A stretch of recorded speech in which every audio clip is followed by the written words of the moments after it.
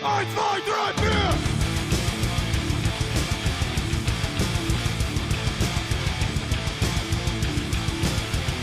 From the Riffs! Welcome to From the Riffs. I'm Big Will Johnson. This is Carmen Belair. Hey. All right, today we're going to go through Rift's Dimensional Outbreak.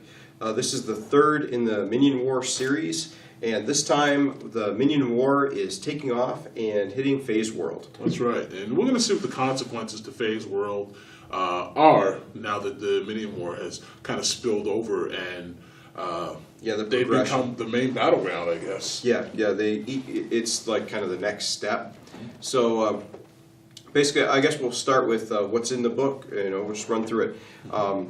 First off, I would think the thing I'd want to know about, even more than the consequences of the Minion War for right now, is because Phase World hasn't been statted out much.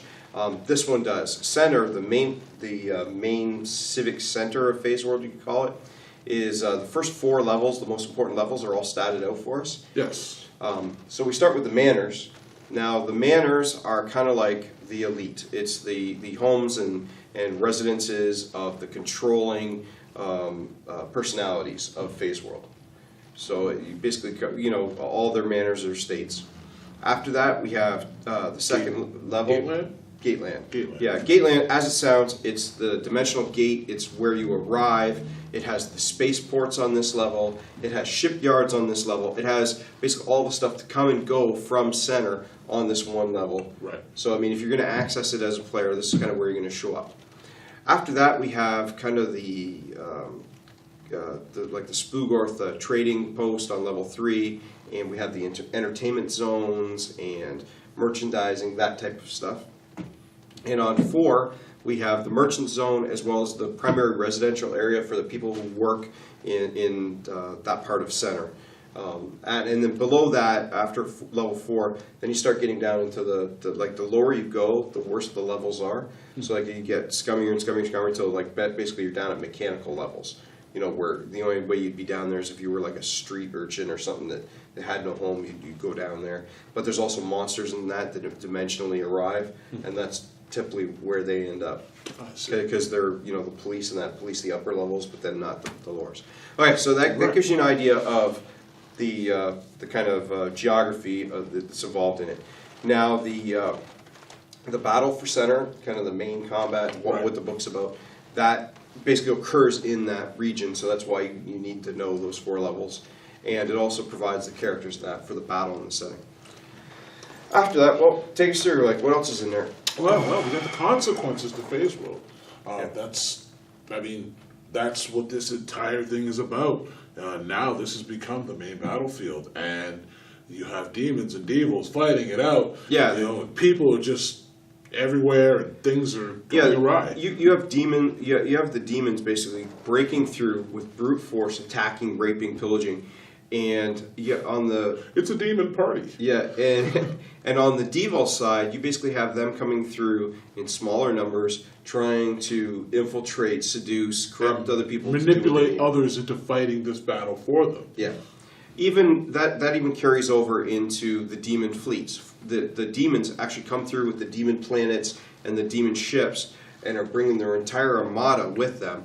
Whereas the Devils don't have that. Instead, they decide, and we actually get a new race with this. They decide to manipulate somebody else again to do some fighting for them. Yeah, they come through, and there's a whole new set of their host of servants. But there's a whole new races in here of people working for them and fighting on their behalf. But again, it's the idea that they're the seducers and the deceivers, and they're trying to get other people to do the fighting for them, and they're staying in the background as much as possible. Where the demons are just walking in and going, smash, smash, smash. Just like that. What else rounds out the book? Wow, we got a lot in this book. Like I said, we have the demon fleets, but we also have a set of corrupted spaceships, corrupted host armor. Yes, we have as well as new demon magic.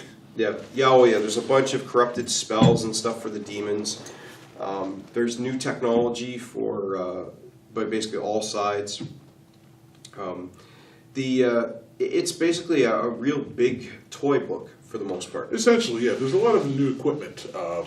All right, so I guess this is where we'll grab it. We'll take a look through and give you an idea of some of the stuff that's in here. Now, we're going to run some pictures, obviously, across the screen as we describe some of these things. But it's a lot easier for me to flip through than it is to... try to memorize it all. And we know there's some of you guys that are fans out there that totally do this, but, well, we don't memorize. We have a lot of stuff to read and play. So.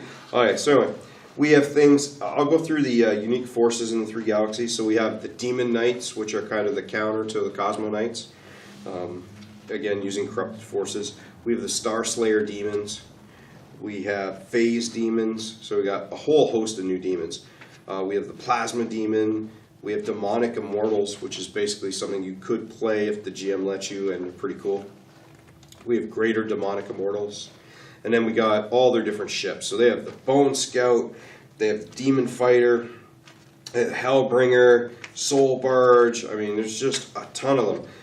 Demon Fury Frigate, Bone Maul Carrier. So, I mean, you get the idea. You just go on and on and on. There's all these new ships. I just picture demons like literally playing death metal again, just like throughout all their ships. Then we got stuff that's kind of available for others to use. So we have things like Hell Fury missiles, Elemental Fury missiles.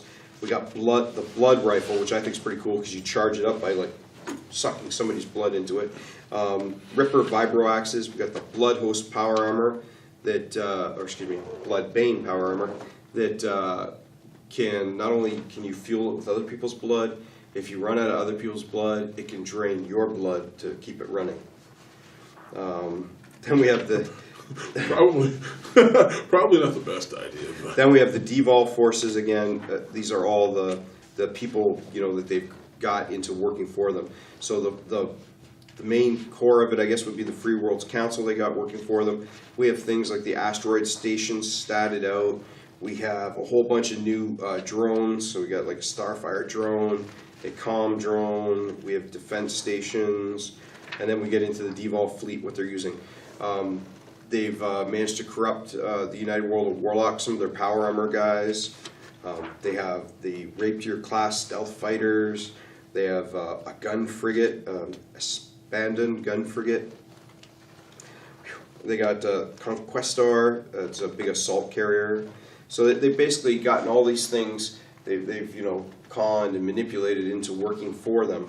And then we get into what I like are new alien beings, most of which again are working for one of the 2 factions. So we have Mercurials, and these guys are on the side of Hades. We have Hades. We have the Sparklets. They're these little cube beings that attach to somebody and then take them over. You definitely got to run this picture. Yeah, it's kind of an odd picture. We have the Star Hunters who are working for Dyval. We have... Can you pronounce that? I can't. Zangarines. Zangarines. Again, on the side of Dyval. They're like a 10-year tangerine. Okay. Ah. And then again, we have notes on how the demons and the devils are affecting the various sides and the various nations. So it goes through all the different nations, telling what side they're kind of lining up on, who they're going to back, who they're not going to back, if they're staying out of it. We also have a lot of new generals and wild card, people who are the wild cards in the encounter. And it's just nice because everything's fully statted out. And again, the art's pretty good in here. A nice selection of pictures from just about everybody. And I would say that Carl did a really good job on this book, and then Kevin did a great job going over it after that. So, absolutely. I would agree. But I would say that's about it for that one. Yeah, absolutely. So this is From the Riffs. I'm Big Will Johnson. Carmen Blair. And we'll see you later.